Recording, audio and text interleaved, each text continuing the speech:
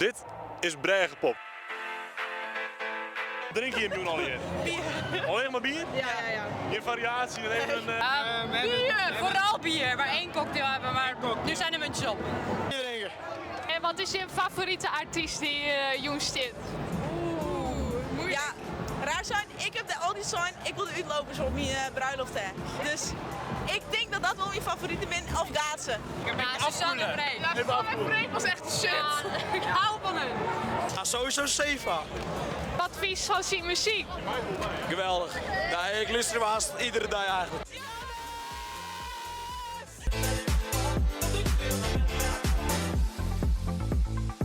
En had je hem dan een klassieke dansmove of net? Ja, gewoon maar de heupen swingen, hè? Dat is het belangrijkste. Ze volle mogelijk uit de radius swingen. Ja.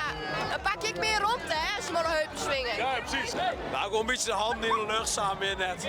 Is het een beetje fardwa? Ja, gewoon een beetje sasses, maar voor de rest net eigenlijk. Nuske, zo, Nuske.